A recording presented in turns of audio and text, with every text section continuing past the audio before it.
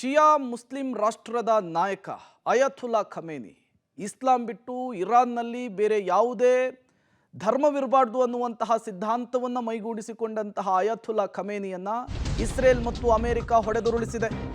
ಇರಾನ್ನ supreme leader ಆಗಿ Khamenei ಹೊರಹೊಮ್ಮಿದ್ರು. 46 ವರ್ಷಗಳಿಂದ ಆಡಳಿತ ನಡೆಸ್ತಾ ಇದ್ರು. ಇರಾನ್ನ ಪರ್ಯಾಯ ನಾಯಕರ ರೇಸ್ನಲ್ಲಿ ಖಮೇನಿ ಪುತ್ರನ ಹೆಸರು ಕೂಡ ಈಗ ಮುನ್ನೆಲೆಗೆ ಬರ್ತಾ ಇದೆ. ಖಮೇನಿ ಎರಡನೇ ಪುತ್ರ ಮೊಜ್ತಬಾ ಖಮೇನಿ ಹೆಸರು ಕೂಡ ಮುನ್ನೆಲೆಗೆ ಬರ್ತಾ ಇರುವಂತಹದ್ದು. ಇಸ್ಲಾಮಿಕ್ ರೆವಲ್ಯೂಷನರಿ ಗಾರ್ಡ್ ಕೋರ್ನಲ್ಲಿ ಮಹತ್ವದ ಪಾತ್ರವನ್ನ ಖಮೇನಿ ಪುತ್ರ ವಹಿಸಿದ್ದಾರೆ. ಈಗ ಅವರ ಹೆಸರು ಕೂಡ ಮುನ್ನೆಲೆಗೆ ಬರ್ತಾ ಇದೆ. 4 ಪೈಕಿ ಅಯತುಲ್ಲಾ ಖಮೇನಿಯ ಉತ್ತರಾಧಿಕಾರಿ ಯಾರಾಗ್ತಾರೆ ಎನ್ನುವಂತಹ ಪ್ರಶ್ನೆ ಮುನ್ನೆಲೆಗೆ ಬರ್ತಾ ಇದೆ.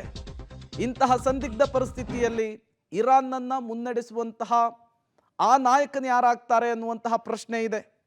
4 ಹೆಸರು ರೇಸ್ನಲ್ಲಿರುವಂಥದ್ದು. ಒಬ್ಬರು ಉತ್ತರಾಧಿಕಾರಿಯಾಗಿ ನೇಮಕವಾಗುವ ಸಾಧ್ಯತೆ ಇದೆ. ಡೀಟೇಲ್ಸ್ ಕೊಡೋದಕ್ಕೆ ಶಬೀರ್ ನೇರ ಸಂಪರ್ಕದಲ್ಲಿ ಜಾಯಿನ್ ಆಗಿದ್ದಾರೆ. ಶಬೀರ್, ಈ ಹಿಂದೆ ನ್ಯೂಯಾರ್ಕ್ ಟೈಮ್ಸ್ ಒಂದು ವರದಿಯನ್ನು ಮಾಡಿತ್ತು. ಮುಖ್ಯವಾಗಿ ಅಲಿ ಲಾರಿಜಾನಿಯೇ ಉತ್ತರಾಧಿಕಾರಿಯಾಗಿ ಖಮೇನಿಯ ಸೂಚಿಸಿದ್ದಾರೆ ಎನ್ನುವಂಥದ್ದು. ಬಟ್ ಈಗ 4 ಹೆಸರು ರೇಸ್ನಲ್ಲಿ ಬರ್ತಾ ಇದೆ. ಯಾರಾಗಬಹುದು ಉತ್ತರಾಧಿಕಾರಿಗಳು, ಅವರಿಗಿರುವಂತಹ ಸವಾಲುಗಳೇನು, ಎಕ್ಸ್ಪ್ಲೇನ್ ಮಾಡಬಹುದಾ ಅಂಥೇಳಿ?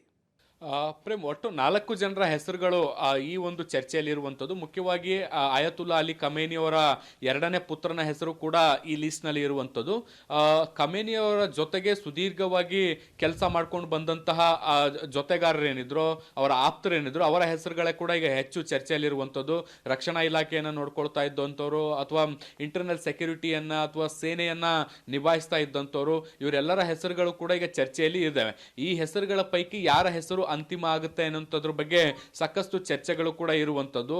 ಮತ್ತೆ ಈಗ ಇರಾನ್ನಲ್ಲಿ ಅಧಿಕಾರದ ಚುಕ್ಕಾಣಿ ಹಿಡಿಯುವಂಥದ್ದು ಅಷ್ಟು ಸುಲಭದ ಮಾತು ಅಲ್ಲ. ಯಾಕಂದ್ರೆ ಅಮೆರಿಕ ನೇರವಾಗಿ ಮಧ್ಯಪ್ರವೇಶ ಮಾಡಿರುವಂತಹ ಹಿನ್ನೆಲೆಯಲ್ಲಿ ಈ ಸರ್ವಾಧಿಕಾರ ಪದ್ಧತಿ ಅಥವಾ ಈ ಸುಪ್ರೀಮೆಸಿ ಆಡಳಿತ ಏನಿದೆ ಇದನ್ನ ಮುಂದುವರಿಯೋಕೆ ಅಮೆರಿಕ ಬಿಡುತ್ತಾ ಅನ್ನುವಂಥದ್ರ ಬಗ್ಗೆ ಒಂದಷ್ಟು ಪ್ರಶ್ನೆಗಳಿದಾವೆ.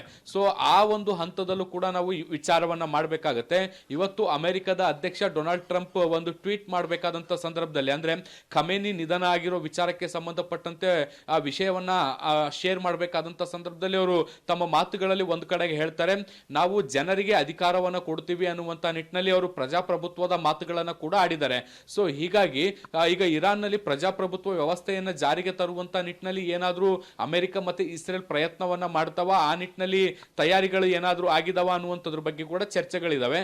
ಆದಾಗ್ಯೂ ನಾವು ಈಗ ಸದ್ಯದ ಮಟ್ಟಿಗೆ ಅಥವಾ ತಾತ್ಕಾಲಿಕ ಚರ್ಚೆಗಳ ಬಗ್ಗೆ ವಿಚಾರ ಮಾಡಿ ನೋಡೋದಾದ್ರೆ 4 ಹೆಸರುಗಳು ಮುನ್ನೆಲೆಗೆ ಬಂದಿದ್ದಾವೆ. ಇದರಲ್ಲಿ ಯಾವುದಾದ್ರೂ ಒಂದು ಹೆಸರು ಅಂತಿಮಗೊಳ್ಳುವಂತ ಸಾಧ್ಯತೆಗಳಿದಾವೆ. ಮುಂದಿನ 2-3 ದಿನಗಳಲ್ಲಿ ಈ ಪ್ರಕ್ರಿಯೆಗಳು ಕೂಡ ಮುಕ್ತಾಯ ಆಗುವಂತ ಸಾಧ್ಯತೆಗಳಿದಾವೆ. ಖಮೇನಿಯವರ ಅಂತ್ಯಕ್ರಿಯೆ ಆಗ್ಬೇಕಾಗತ್ತೆ. ಅಂತ್ಯಕ್ರಿಯೆ ಆದ ಬಳಿಕ ಮುಂದಿನ ಉತ್ತರಾಧಿಕಾರಿಯ ಬಗ್ಗೆ ಕೂಡ ನಿರ್ಧಾರ ತೆಗೆದುಕೊಳ್ಳುವಂತ ಸಾಧ್ಯತೆಗಳು ಕೂಡ ಇದಾವೆ. ಸೊ ಈ ಹಂತದಲ್ಲಿ ಯಾವ ರೀತಿಯಾದಂತಹ ಬೆಳವಣಿಗೆಗಳಾಗತ್ತೆ ಅನ್ನುವಂಥದ್ದನ್ನ ಕೂಡ ಕಾದು ನೋಡ್ಬೇಕು. ಪ್ರೇಮ್, ಓಕೆ ಶಬೀರ್, ಹಾಗೆ ಸಂಪರ್ಕದಲ್ಲಿರಿ, ಮತ್ತಷ್ಟು ಡೀಟೇಲ್ಸ್ ನಿಮ್ಮಿಂದ ಪಡೀತಾ ಹೋಗ್ತೀವಿ. ಹಂಗೆ ನೋಡೋದಕ್ಕೆ ಹೋದ್ರೆ ಇರಾನ್ ಸಂಪತ್ಭರಿತವಾದಂತಹ ದೇಶ. ಯಾವಾಗ ಖಮೇನಿ ಆಡಳಿತ ಶುರುವಾಯಿತು, ಭಯೋತ್ಪಾದಕರನ್ನ ಸಾಕಿ ಪ್ರಾಕ್ಸಿ ಯುದ್ಧಗಳಿಗೆ ಅತಿ ಹೆಚ್ಚು ವ್ಯಯ ಮಾಡಿದ್ರು ಅನ್ನುವಂತಹ ಆರೋಪ ಕೂಡ ಅವ್ರ ಮೇಲಿದೆ.